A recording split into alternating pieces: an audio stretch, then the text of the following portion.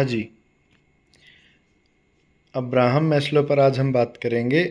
इन्होंने लोक प्रशासन में अभिप्रेरणा के सिद्धांत में अपना योगदान दिया है। अभिप्रेरणा यानी मोटिवेशन।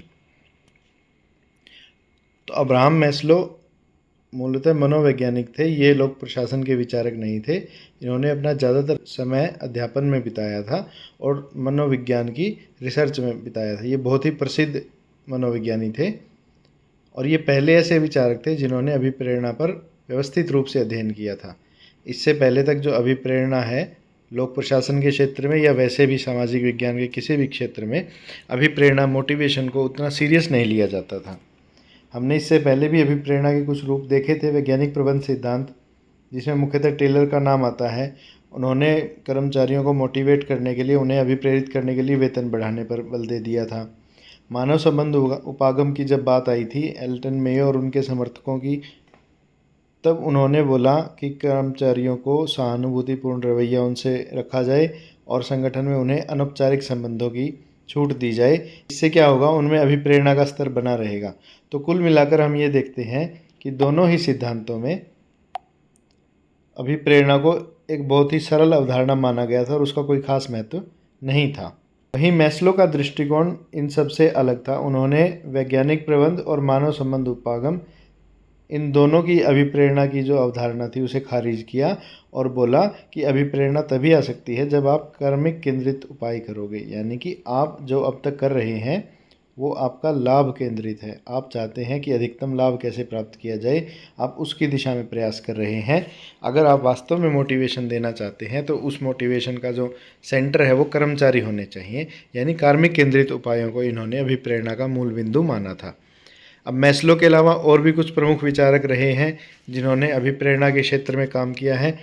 इनमें से दो विचारक जिनके सिद्धांतों को हम आगे वीडियोज़ में पढ़ेंगे वो हैं डगलस मैकग्रेगर, इनका एक्स और वाई का सिद्धांत है अभिप्रेरणा के क्षेत्र में, और हर्जबर्ग जिन्होंने आरोग्य सिद्धांत या 2 फैक्टर थ्योरी ऑफ मोटिवेशन दी थी। इस वीडियो में हम सिर्फ अब्राहम मैस्लो की बात करने वाले हैं। अब्राहम मैस्लो का मनोविज्ञान में काम बहुत ज़्यादा है, लेकिन लोक प्रशासन के क्षेत्र में जब हम बात करते हैं तो इनकी एक थ्योरी सबसे ज़्यादा प्रसिद्ध हुई है। वो थ्योरी है नीड हायरार्की थ्योरी, यानी आवश्यकताओं का पद सोपान का सिद्धांत। क्या है ये सिद्धांत, इसकी क्या विशेषताएं हैं, क्या इसमें इन्होंने बताया, इसके बारे में हम जान लेते हैं। ये सिद्धांत मैस्लो का सर्वाधिक लोकप्रिय सिद्धांत है। लोक प्रशासन के क्षेत्र में सबसे महत्वपूर्ण और सबसे लोकप्रिय कार्य इनका यही है और ये इनकी एक बुक में मोटिवेशन एंड पर्सनैलिटी, जो कि प्रबंध साहित्य की धरोहर भी मानी जाती है, इतनी इंपॉर्टेंट ये बुक है। इस बुक में, जो कि 1954 में पब्लिश हुई थी, उसमें ये सिद्धांत इन्होंने संकलित किया था। वहाँ पर पहली बार इसके बारे में इन्होंने बात की थी। तो अब इस थ्योरी के बारे में डिटेल में जान लेते हैं। अब्राहम मैस्लो का जो फोकस था वो था मानवीय आवश्यकताओं पर व्यवहार का क्या प्रभाव पड़ता है, इसका अध्ययन करने के लिए। इससे पहले तक हमने देखा कि अभिप्रेरणा की बात की जा रही थी, पर उसमें लाभ को केंद्र में रखकर सोचा जा रहा था, और दूसरी बात उसमें ये देखा जा रहा था कि किस तरह से कर्मचारियों को कंट्रोल करके उनसे अधिकतम लाभ प्राप्त किया जाए और उस कंट्रोल के थ्रू ही उन्हें अभिप्रेरित करने के बारे में सोचा जाता था। लेकिन मैस्लो ऐसे पहले विचारक थे जिन्होंने ये अध्ययन किया कि व्यक्तियों के व्यवहार पर उनकी आवश्यकताओं का पूरा प्रभाव पड़ता है। जिस आवश्यकता के स्तर पर जो व्यक्ति होगा वैसा ही उसका व्यवहार अपने कार्य के प्रति होगा। ऐसा अब्राहम मैस्लो ने अपने एक्सपेरिमेंट्स में पता किया था और इसी आधार पर उन्होंने जो है, क्योंकि अब व्यवहार पर आवश्यकताओं का प्रभाव पड़ता है, तो अगर आवश्यकताओं को हम कंट्रोल कर लें तो क्या होगा, हम उसके व्यवहार को कंट्रोल कर लेंगे, और व्यवहार को कंट्रोल करना मतलब उसको अभिप्रेरणा देना। तो उन्होंने इसी प्रभाव का, यानी कि आवश्यकताओं के प्रभाव को आधार बनाकर अभिप्रेरणा लाने के कुछ तत्वों की खोज की थी, जो उन्होंने अपनी नीड हायरार्की थ्योरी में हम लोगों के सामने रखी है। इसमें उन्होंने आवश्यकताओं के स्तर निर्धारित किए थे। उन स्तरों से पहले एक बार हम कुछ मान्यताएं देख लेते हैं जिसके आधार पर ये थ्योरी गढ़ी गई थी। तो पहली मान्यता अब्राहम मैस्लो की इस थ्योरी के अकॉर्डिंग ये है कि मनुष्य हमेशा ही कोई ना कोई इच्छा, कोई ना कोई आवश्यकता अपने मन में रखता ही है। ऐसा कभी नहीं हो सकता कि मनुष्य पूर्ण रूप से संतुष्ट हो, उसकी इच्छाएं खत्म हो चुकी हों, उसकी आवश्यकताएं पूरी हो चुकी हों। अब ये जो आवश्यकताएं होती हैं मनुष्य की, जो इच्छाएं होती हैं, उनका भी अपना एक क्रम होता है। यानी अगर हम किसी चीज़ को चाहते हैं, एक से ज़्यादा चीज़ों को चाहते हैं, तो हमारे मन में ये क्रम भी होता है कि पहले इनमें से ये आवश्यकता पूरी होनी चाहिए, ये इच्छा पूरी होनी चाहिए। और मैस्लो ने कहा क्या कि पहले स्तर पर जो आवश्यकता होगी, प्राथमिकता के क्रम में पहले नंबर पर जो आवश्यकता होगी उसको पहले पूरा किया जाना चाहिए, तब आगे बढ़ना चाहिए। तीसरा उन्होंने जो मान्यता दी थी वो ये कि एक बार जो आवश्यकता संतुष्ट की जा चुकी है वो दोबारा अभिप्रेरणा नहीं दे सकती, दोबारा मोटिवेट नहीं कर सकती। यानी कि आपकी एक आवश्यकता पूरी होने के बाद आपको अगली आवश्यकता पर जाना ही पड़ता है। ये अब्राहम मैस्लो ने अपनी नीड हायरार्की थ्योरी में 3 मान्यताएं दी थी। जिस तरह से आर्थिक मानव प्रतिमान में हमने देखा कि कुछ मान्यताओं को लेकर चलते हैं, ऐसे ही इस प्रतिमान में भी कुछ मान्यताओं को लेकर उसके बाद आगे बढ़ा जाएगा। हम देखते हैं नीड हायरार्की थ्योरी में इन्होंने क्या आवश्यकताएं बताई हैं और उनका क्या क्रम बताया है। तो सबसे पहले क्रम पर हैं शारीरिक आवश्यकताएं, दूसरे क्रम पर हैं सुरक्षात्मक, तीसरे पर है सामाजिक, 4 नंबर पर है सम्मान की आवश्यकताएं और 5 पर है आत्म प्रबोधन की आवश्यकताएं। यहाँ एक चीज़ आप ध्यान दीजिए, ये एक पिरामिड के आकार में होती हैं जिसका आकार निचले स्तर पर निम्न स्तर पर बड़ा होता है और जैसे जैसे ये उच्च स्तर की तरफ बढ़ रहा है ये आकार घटता जाता है। पहली 3 आवश्यकताएं जिन्हें निम्न स्तर की आवश्यकताएं भी कहा जाता है वो सर्वाइवल के लिए ज़रूरी हैं, जीवित रहने के लिए ज़रूरी हैं। यानी कि शारीरिक आवश्यकताएं, सुरक्षात्मक आवश्यकताएं और सामाजिक आवश्यकताएं, ये किसी भी व्यक्ति के लिए जीवित रहने का सवाल होती हैं। इसके बाद सम्मान की आवश्यकता और आत्म प्रबोधन की जो आवश्यकता है उन्हें उच्च स्तर की आवश्यकताएं कहा जाता है। ये मनुष्य की संतुष्टि से जुड़ी होती हैं, इनके बिना जिया जा सकता है लेकिन असंतुष्टि की भावना फिर भी रहती है। यहाँ एक पॉइंट और नोटिस करने के लिए मेंशन किया गया था, पहली 4 आवश्यकताओं को डी नीड्स या डेफिशिएंसी नीड्स कहा जाता है। डेफिशिएंसी नीड्स यानी कि जिनकी कमी होने पर असंतुष्टि हो सकती है या काम नहीं चलता है। और 5वीं आवश्यकता यानी कि आत्म प्रबोधन की आवश्यकता को बीइंग नीड कहा गया है। इसके बारे में थोड़ी सी बात हम आगे भी करेंगे। अब्राहम मैस्लो जब अपनी थ्योरी में 5 अलग अलग आवश्यकताएं और क्रम बताते हैं तो उसमें सबसे पहले आवश्यकता उन्होंने बताई है वो है शारीरिक आवश्यकताएं। शारीरिक आवश्यकताएं जैसे कि हम समझ सकते हैं हमारे शरीर के पालन पोषण के लिए जो ज़रूरी हैं, भोजन की, पानी की, विश्राम की, मनोरंजन की, वस्त्र की, आवास की। उनका कहना था कि प्रबंधन सबसे पहले श्रमिकों की इन आवश्यकताओं की व्यवस्था करें, या अगर प्रशासन की बात ना भी करें तो मनुष्य सबसे पहले अपनी इन आवश्यकताओं की पूर्ति चाहता है, इसीलिए उसके मन में काम करने की प्रेरणा आती है। इन आवश्यकताओं की पूर्ति हो जाने के बाद उसे दोबारा ये आवश्यकताएं जो हैं वो काम करने को प्रेरित नहीं कर सकती। ये बात हमने अभी पहले भी देखी इनकी मान्यता में कि एक आवश्यकता पूरी हो जाने के बाद, संतुष्टि हो जाने के बाद अगली आवश्यकता की ओर बढ़ना पड़ता है। तो जैसे ही व्यक्ति की शारीरिक आवश्यकताएं पूरी होती हैं उसके काम करने की प्रेरणा वापस नीचे आ जाती है, तो उसे फिर से बढ़ाने के लिए उसे सुरक्षा की आवश्यकता होती है। सुरक्षात्मक उपायों की उसकी पूर्ति की जानी चाहिए। सुरक्षात्मक उपायों में कार्य की सुरक्षा, यानी जहाँ पर वो काम कर रहा है उससे वो काम छिनना नहीं चाहिए, उसके पास ये तसल्ली होनी चाहिए कि उसका कार्यकाल जो है लंबा चलेगा और उसे नौकरी से, काम से निकाला नहीं जाएगा। इसके अलावा कार्यस्थल पर सुरक्षा भी सुरक्षात्मक आवश्यकताओं का एक और पहलू है। कार्यस्थल पर सुरक्षा से अर्थ है कि उसे किसी तरह की शारीरिक चोट लगने की या फिर अपंग हो जाने की या फिर कोई विपरीत परिस्थिति, किसी तरह का संकट आने की, ऐसी घटनाओं से उसे सुरक्षा मिलनी चाहिए, उसका बीमा इत्यादि होना चाहिए। ये सब आवश्यकताओं की पूर्ति भी दूसरे स्तर पर आती है। अब जब सुरक्षात्मक आवश्यकताओं की पूर्ति हो जाएगी तो फिर मोटिवेशन के लिए व्यक्ति को सामाजिक आवश्यकताओं की पूर्ति करनी पड़ती है। हमने हमेशा से पढ़ा है कि मनुष्य सामाजिक प्राणी है, तो समाज में रहते हुए उसकी जो आवश्यकताएं होती हैं, अपनत्व की आवश्यकता, जहाँ पर वो है उससे अपनेपन के साथ वहाँ रखा जाए, उसके साथ ऐसा व्यवहार किया जाए। कार्यस्थल पर उसे स्वीकारा जाना चाहिए, मित्रता और स्नेह उसे मिलना चाहिए अपने आसपास के लोगों से। ये सब आवश्यकताएं पूरी होंगी तो फिर उसे अगले स्तर का मोटिवेशन मिलेगा काम करने के लिए। जब सामाजिक आवश्यकताओं की पूर्ति हो जाती है तब व्यक्ति अगली आवश्यकता के स्तर की तरफ बढ़ता है, जिसे पहचान की आकांक्षा या विशिष्टता की भूख से जोड़ा जाता है। सम्मान की आवश्यकता, हर कोई व्यक्ति चाहता है कि वो अपने काम के लिए सम्मान पाए, उसे जो है अलग से पहचान मिले, हर कोई उसको जानता हो। चाहे वो किसी संगठन में निचले स्तर पर काम कर रहा है, पर वो भी ये चाहता है कि उसके काम को नोटिस किया जाए। और एक बड़े स्तर पर बैठा अधिकारी तो अपने आप ही नोटिस में आता ही है। तो ये भी एक अभिप्रेरणा का स्तर है, आवश्यकता का स्तर है, जिसकी पूर्ति करके कर्मचारियों को अभिप्रेरित किया जा सकता है। या किसी व्यक्ति को, अगर हम प्रशासन से अलग सामान्यतः मनोविज्ञान की बात करें, तो किसी व्यक्ति को भी अगर सम्मान मिलने की उम्मीद होती है तो वो अपनी तरफ से श्रेष्ठ प्रयास करता है, उसमें अभिप्रेरणा आ जाती है। सबसे ऊंचे स्तर पर आत्म प्रबोधन की आवश्यकता होती है। ये आत्म प्रबोधन आता है आत्मविश्लेषण से। जब व्यक्ति की ये 4 तरह की आवश्यकताएं पूर्ति हो जाती हैं, उसके बाद वो चिंतन में पहुंच जाता है। उसके अपने कुछ व्यक्तिगत लक्ष्य होते हैं जो उसे अपनी आत्मा की संतुष्टि के लिए, अपने मन की संतुष्टि के लिए पूरे करने होते हैं।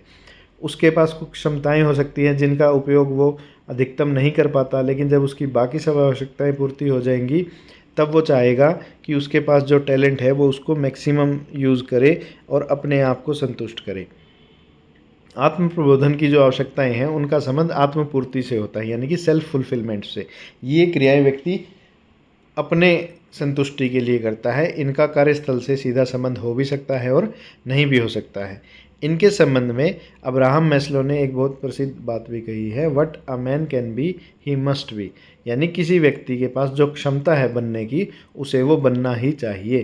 तो क्षमताओं का अधिकतम उपयोग ही आत्म प्रबोधन का स्तर होता है। ये अंतिम स्तर है जिसके लिए किसी व्यक्ति को अभिप्रेरित किया जा सकता है, उससे उसका अधिकतम उत्पादन, अधिकतम कार्य लिया जा सकता है। आत्म प्रबोधित व्यक्ति यानी कि जो व्यक्ति अपनी आवश्यकता के अंतिम स्तर पर पहुंच चुका है, उसमें कुछ विशेषताएं भी अब्राहम मैस्लो ने बताई हैं। पहली विशेषता है कि वो अपने आसपास मिथ्या विचार वाले और बेईमान लोगों को तुरंत पहचान जाता है। यानी व्यक्तियों को पहचानने की उसकी क्षमता बेहतर होती है दूसरों के मुकाबले। वो कार्यशील होता है, उसमें आलस नहीं होगा, वो लगातार अपने लक्ष्यों की तरफ मेहनत करता रहेगा। लोकतांत्रिक होता है, सबको साथ लेकर चलने की विचारधारा उसके मन में होती है। रचनात्मक होता है, यानी कि अपने काम को पूरा करने के अलग अलग तरीके वो ढूंढता रहता है और अपनी बौद्धिक स्तर को भी विकसित करता रहता है। ऐसा व्यक्ति एकांत प्रिय होता है क्योंकि उसके मन में बहुत से विचार चल रहे होते हैं जिस पर मंथन के लिए उसे एकांत की आवश्यकता होती है। और ऐसे व्यक्ति का जो व्यवहार है वो समाधान केंद्रित होता है, किसी तरह का अहम वो नहीं पालता।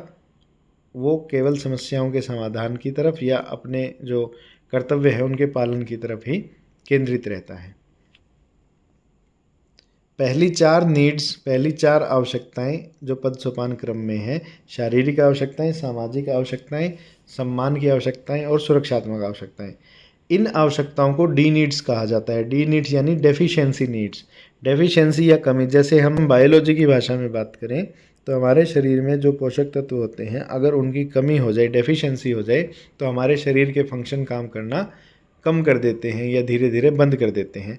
वैसे ही ये आवश्यकताएं भी अगर पूरी ना होंगी, इनकी अगर संतुष्टि नहीं होगी, तो उस व्यक्ति का अभिप्रेरणा का स्तर गिरता जाएगा और वो अपने बेसिक काम करने भी बंद कर देगा। जितनी उससे उम्मीद की जाती है वो उतने काम भी नहीं कर पाएगा। तो इसीलिए इन्हें डी नीड्स में रखा गया है कि इनकी संतुष्टि करना तो बहुत ही आवश्यक है, इसके बिना अभिप्रेरणा का प्रश्न ही नहीं उठता।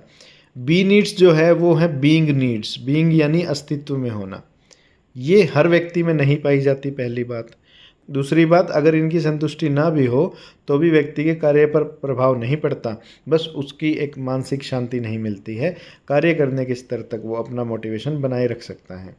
तो अब ये बीइंग वाली नीड्स जो है, आत्म प्रबोधन की आवश्यकता जो इसे कहा जाता है, आत्म निरीक्षण या आत्म विश्लेषण भी इसे कह दिया जाता है, ये 2 तरह की हो सकती है। उस स्तर पर जाकर व्यक्ति को 2 अलग अलग तरह की इच्छाएं हो सकती हैं जिनकी वो पूर्ति चाहता है। पहला है जानने की आवश्यकता। कुछ व्यक्ति होते हैं जिन्हें अपने काम के संबंध में, अपने कार्य क्षेत्र के संबंध में अधिक से अधिक जानकारी की आवश्यकता होती है। वो बस इतना चाहता है कि मैं अपने फील्ड में एक्सपर्ट बन जाऊं और मेरी पहचान भी इसी तौर पर हो कि उस व्यक्ति को ये काम पूरा आता है। दूसरी उसकी आवश्यकता हो सकती है आत्म प्रबोधन के क्षेत्र में सौंदर्यात्मक प्रशंसा की। यानी वो अपने काम के बदले में प्रशंसा भी चाहता है। वो चाहता है कि सामान्य प्रशंसा नहीं, सामान्य प्रशंसा तो हम सम्मान की आवश्यकताओं में भी देख चुके हैं कि किसी व्यक्ति का सम्मान किया जाए, यहाँ वो चाहता है कि उसे एक विशिष्ट व्यक्ति मानकर उसकी प्रशंसा की जाए। केवल फॉर्मल जो सेंटेंस होते हैं ना कि हाँ ये व्यक्ति तो बहुत अच्छा काम करे, ऐसा नहीं। उस व्यक्ति की प्रशंसा में लोग पैराग्राफ लिखे, इस तरह की कुछ आवश्यकताएं होती हैं, हर किसी की होती हैं। प्रशासन से अलग हटकर फिर से मनोविज्ञान की अगर बात करें, क्योंकि अब्राहम मैस्लो ने ये जो सिद्धांत दिया था तो वो मनोविज्ञान पर बात कर रहे थे, लोक प्रशासन में इस सिद्धांत को बाद में अपनाया गया है। तो अगर सामान्य मानव की तरह हम इस चीज़ को देखना चाहें तो हर किसी के मन में अपने प्रति कुछ विशेष सपने होते हैं। हर कोई अपने माइंड में अपनी एक इमेज बनाता है कि मैं ये काम कर दूं तो मुझे सब जानने लग जाएंगे, सब मुझसे इम्प्रेस होंगे, सब मेरी तरफ अच्छी नज़रों से देखेंगे, मुझसे हर बात पूछी जाएगी। तो इस टाइप की जो आवश्यकताएं होती हैं वो बी नीड्स में होती हैं। यानी इतना तो हमें भी पता है कि वो आवश्यकताएं पूरी किसी किसी की ही होती है। कोई भी व्यक्ति अगर सपना देख ले कि मैं सुपरमैन बन गया हूँ तो वो सुपरमैन नहीं बन जाता। कोई व्यक्ति ये सपना देख ले कि मैं अंबानी से ज़्यादा अमीर बन जाऊँ, मैं जेफ बेजोस से ज़्यादा अमीर बन जाऊँ, या मैं स्टीव जॉब से ज़्यादा स्मार्ट बन जाऊँ, वो पूरी नहीं होती हैं और उनके पूरा ना होने के बावजूद भी उसका काम नहीं रुकता है। इसलिए ये बीइंग नीड्स हैं। इससे ज़्यादा इस बात को समझाने के लिए डिटेल वीडियो की आवश्यकता पड़ेगी। अभी हम रिवीजन सीरीज चला रहे हैं तो इस टॉपिक को यहीं पर रोक कर आगे बढ़ते हैं। आलोचना। जितने भी प्रसिद्ध विचारक हुए हैं सब ने अच्छे अच्छे काम किए हैं, अच्छे अच्छे सिद्धांत दिए हैं, इसलिए उनकी अच्छी अच्छी आलोचनाएं भी होती हैं। जो जितना अच्छा काम करेगा या जितना ज़्यादा काम करेगा उतना ही ज़्यादा दूसरे लोग उसके बारे में चर्चा करेंगे, उसकी कमियां भी ढूंढेंगे और उसकी आलोचना भी करेंगे। अब्राहम मैस्लो की आलोचना उसी विषय पर की जाती है जिस विषय के लिए ये लोक प्रशासन के क्षेत्र में प्रसिद्ध है, यानी इनका नीड हायरार्की थ्योरी, आवश्यकता के पद सोपान का सिद्धांत। इसी सिद्धांत में कुछ कमियां निकाली गई हैं और उन पर इनकी आलोचना की जाती है। सबसे पहली कमी इनकी यही बताई गई है कि इन्होंने जो आवश्यकताओं के क्रम का सिद्धांत दिया है, नीड हायरार्की थ्योरी, आवश्यकता का पद सोपान सिद्धांत या आवश्यकता का क्रमिक सिद्धांत, उसमें इन्होंने मानवीय व्यवहार की अत्यंत सरल व्याख्या की है। इन्होंने बोला कि इंसान की पहली नीड है शारीरिक ज़रूरतें। ये एक सरल व्याख्या है, यहाँ तक ठीक है। जब हम धीरे धीरे सुरक्षात्मक, सम्मान की और आत्म प्रबोधन की आवश्यकताओं की तरफ जाते हैं तो ये जितनी सरलता से बताते हैं, मानव मन को समझना उतना सरल ना तो रहा है और ना ही हो सकता है। तो इतनी आसान व्याख्या को एक सिद्धांत में बदलना कुछ विचारकों को सही नहीं लगा, उन्होंने इसकी आलोचना की। आत्मविश्लेषण पर खासकर सबसे ज़्यादा आलोचना की जाती है। आत्मविश्लेषण एक ऐसा विषय है जिसे इन्होंने भी बौद्धिक स्तर पर और आवश्यकता के क्रम में सबसे ऊपर रखा है। ये एक ऐसा विषय है जिस पर कोई भी व्यक्ति बहुत ज़्यादा सोच विचार करता है, पर इन्होंने इस विषय को भी बहुत ही सरल शब्दों में समेट दिया है और उस पर इनके विचार अस्पष्ट माने गए हैं। ऐसा कुछ विचारकों का कथन है जो इनके आलोचक थे। और ये भी कहा जाता है कि जिस तरह से इन्होंने क्रम बना दिया आवश्यकताओं का कि पहले शारीरिक आवश्यकताएं ही पूरी हों, उसके बाद सामाजिक आवश्यकताओं की बात की जाए, उसके बाद सुरक्षात्मक की बात की जाए, या जो भी क्रम इन्होंने बताया, तो ऐसा अनिवार्य नहीं है। हो सकता है अगर हम प्रशासन की बात कर लें, प्रबंधन की बात कर लें, हो सकता है कोई व्यक्ति जब जॉब में आया है तो उसकी शारीरिक और सुरक्षात्मक आवश्यकताएँ पहले से पूरी हों। यानी वो अगर अच्छे फाइनेंशियल बैकग्राउंड से आता है तो उसे शारीरिक आवश्यकताओं की भी कोई खास मोटिवेशन नहीं मिलेगी और ना ही उसे सुरक्षात्मक आवश्यकताओं की कोई खास आवश्यकता है। तो अगर हम इस सिद्धांत के हिसाब से चलें तो सबसे पहले उसकी शारीरिक आवश्यकताओं की पूर्ति की जानी चाहिए। तो इस तरह से सिद्धांत में एक पैराडॉक्स ढूंढ के निकाला गया है आलोचकों के द्वारा। माइकल नैश जैसे कुछ विचारक कहते थे कि अब्राहम मैस्लो क्योंकि एक बहुत ही प्रसिद्ध मनोवैज्ञानी हैं तो इसलिए उनका जो सिद्धांत है ना वो सत्य कम है बल्कि रुचिकर ज़्यादा है, और क्योंकि वो लोकप्रिय है तो उनका सिद्धांत भी लोकप्रिय ज़्यादा है। यानी एक व्यक्ति को अगर 1000 लोग जानते हैं तो उसकी बात 1000 लोगों तक पहुंचेगी, एक व्यक्ति को अगर 10 लोग जानते हैं तो उसकी बात 10 लोगों तक पहुंचेगी। इससे ये सिद्ध नहीं होता कि 10 व्यक्तियों तक की जाने वाली बात सत्य है या 1000 व्यक्तियों तक की जाने वाली बात सत्य है। यानी कि ये पैमाना नहीं हो सकता बातों को सही गलत समझने का। इसी आधार पर वो कहते हैं कि क्योंकि अब्राहम मैस्लो प्रसिद्ध थे तो उनके विचार लोकप्रिय हैं, उनके विचार सुनने में रुचिकर हैं, पढ़ने में रुचिकर है, पर इनमें सत्यता की मात्रा उतनी ज़्यादा नहीं है। सत्यता क्यों नहीं है, इसके लिए अगला तर्क दिया जाता है कि उनके जो ये सिद्धांत हैं ये शोध पर आधारित नहीं है, मनोवैज्ञानिक तथ्यों का एकत्रीकरण है। हालांकि अब्राहम मैस्लो ने भी जब ये सिद्धांत बनाए थे तो उन्होंने बहुत सारे इंजीनियर्स का इंटरव्यू लिया था, उनसे सवाल किए थे, उनके जवाबों को उन्होंने बाकायदा सूचीबद्ध करके और उनमें से ये ट्रेड्स ढूंढ कर निकाले थे। रिसर्च थी पर वो मोस्टली मनोवैज्ञानिक स्तर पर थी, उसमें किसी तरह का ऐसा आंकड़ा नहीं था जिसे वैज्ञानिक रूप से सिद्ध किया जा सके, तो इसलिए भी इस सिद्धांत की वैधता पर प्रश्न उठाए जाते हैं। अब्राहम मैस्लो ने आगे चलकर इस पर स्पष्टीकरण भी दिया था। उन्होंने बताया था कि क्योंकि जो मेरे सिद्धांत हैं जिस समय गढ़े गए थे तब हमने देखा था कि बहुत सारे लोगों में ये सिद्धांतों का जो क्रम है वो इसी तरह से चलता है, पहला दूसरा तीसरा जो क्रम बताया गया है ना, बहुत सारे लोगों के अंदर यही क्रम देखने को मिला था, इसलिए हमने इस तरह से सिद्धांत बनाया है। हालांकि कुछ अपवाद भी हैं, तो आगे चलकर उन्होंने माना कि इस सिद्धांत में जो क्रमिकता है, यानी कि पहले शारीरिक आवश्यकताएं ही आएंगी, उसके बाद सुरक्षात्मक ही आएंगी, फिर सामाजिक ही आएंगी, ये क्रमिकता दृढ़ नहीं है, ये बात बाद में मानी गई है। एक समय में एक से अधिक आवश्यकताएं भी संभव हैं, ऐसा भी बाद में उन्होंने माना कि जरूरी नहीं है कि व्यक्ति एक समय में सिर्फ शारीरिक आवश्यकताओं की ही पूर्ति चाहता है। ये भी हो सकता है कि कोई व्यक्ति अभी सबसे निचले स्तर पर है लेकिन उसकी इच्छाएं अभी से आत्मविश्लेषण वाली भी हों, उसके मन में दोनों तरह के मोटिवेशन के फैक्टर हों और उसे मोटिवेट करने के लिए सिर्फ शारीरिक आवश्यकताओं की पूर्ति काफ़ी ना हो, तो ऐसा भी हो सकता है। हालांकि उन्होंने माना था कि मेरे जो सिद्धांत हैं ना वो समाज और वातावरण के निरपेक्ष हैं। आप किसी भी देश के किसी भी वातावरण के व्यक्तियों से बात कीजिए, हर जगह आपको यही क्रम में आवश्यकताओं को पूरा करना होगा अगर आपको अभिप्रेरणा देनी है तो। ऐसा अब्राहम मैस्लो का कहना था। बात करते हैं इनकी बुक्स की, तो लोक प्रशासन के क्षेत्र में सिर्फ एक ही बुक है जो पूरे वर्ल्ड वाइड इनकी फेमस भी है और लोक प्रशासन के क्षेत्र से संबंध भी रखती है, जिस अवधारणा को हमने स्टडी किया है यानी कि अभिप्रेरणा को, उससे संबंधित इनकी बुक है मोटिवेशन एंड पर्सनैलिटी। ये बुक 1954 में पब्लिश हुई थी, इसी से इन्हें बहुत ज़्यादा प्रसिद्धि भी मिली थी और यहीं से ये सिद्धांत हम लोक प्रशासन में पढ़ रहे हैं। इसके अलावा इनकी एक बुक पहले पब्लिश हुई थी, a theory of human motivation, और एक toward a psychology of being, इस नाम से इनकी पुस्तक 1962 में आई थी। इनकी प्रसिद्ध पुस्तकें हैं। तो अब्राहम मैस्लो पर हमारा ये टॉपिक यहीं पूरा हो रहा है। हालांकि अभिप्रेरणा के बाकी जो दो विचारक हैं, डगलस मैकग्रेगर और हर्जबर्ग, इन पर भी वीडियो बहुत जल्द आपको देखने को मिलेगा। तब तक आप अपने यूजीसी नेट की अच्छी तैयारी करते रहिए। All the best.